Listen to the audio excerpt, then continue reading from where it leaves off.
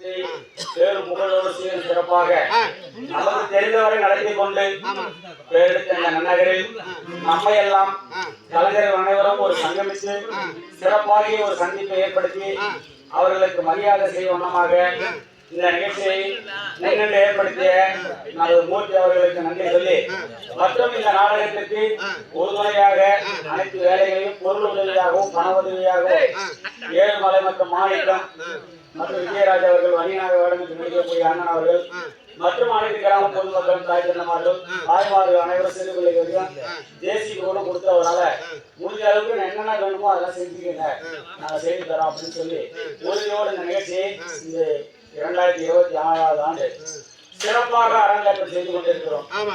இதேபோல் மற்ற கிராமத்திலும் நமது கிராமத்தில் நடக்கிறது போல கலைக்காக எங்களுடைய உடல் உழைப்பை காசுக்காக இல்லாமல் கலைக்காக செய்ய காத்திருக்கிறோம் என்று தெரிவித்துக் கொண்டு எங்கள் ஸ்ரீ கலைவாணி நாடக மன்றத்தின் கலைக்குழுவோடு இணைந்து காட்டுக்குளம் கிராமத்தில் வாசம் தரக்கூடிய ஆர்வை நண்பன் பச்சையப்பன் அவர்கள் வன்னிய நாடகத்தை சேகரவாஜர் கூட நிறைய ஊருக்கு போனாரு.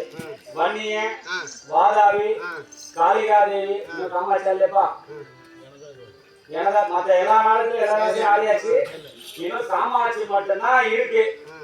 அது அவங்ககிட்டே இருக்குதா நமக்கு இல்லதா தெரியல.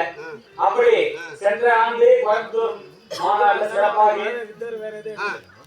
இப்படி பல மாநாடுகளில் கலந்து பெருமை சேர்த்த இந்த கலைக்கு பெருமை சேர்த்த நண்பர் பச்சைப்பட்டை பாராட்டி இந்த காக்குளத்தப்பட்டி நகரில் அந்த சான்றுகளையும் நினைவு பரிசையும் உங்கள் முன்னால் அவருக்கு கொடுத்து இந்த கிராமத்தின் சார்பாக நாடக பிள்ளைகள் சார்பாக பொன்னாடை போட்டியை கௌரவிக்கப்படுகிறது.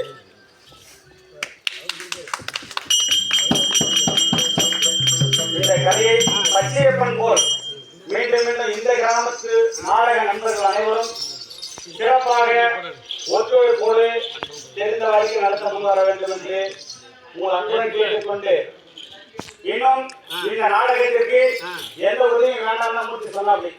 ஆனா நீங்க வந்து செஞ்சு கொடுத்தா போதும். நேற்று கூட பூக்கடைக்கு போனோம். அது தென்னாசி கேட்டா அப்படின்னா பெருமாளுக்கா நீங்க எவ்வளவு வேணுமாலும் எடுத்துக்கோங்க, எனக்கு எதுவும் தேவையில்லை அப்படின்னு சொல்லி ஒரு மூட்டை பூ கட்டி கொடுத்தாங்க. அந்த மாதிரி தெய்வத்திற்காக உதவி பண்ண நிறைய மனங்கள் காத்து கொண்டு இருக்கிறது. அது சரியான முறையில் நாம் பயன்படுத்தி இந்த கலையை மேன்மேலும் சிறப்பிக்குமாறு உங்கள் அன்புடன் கேட்டுக்கொண்டு முடிஞ்சதாப்பா.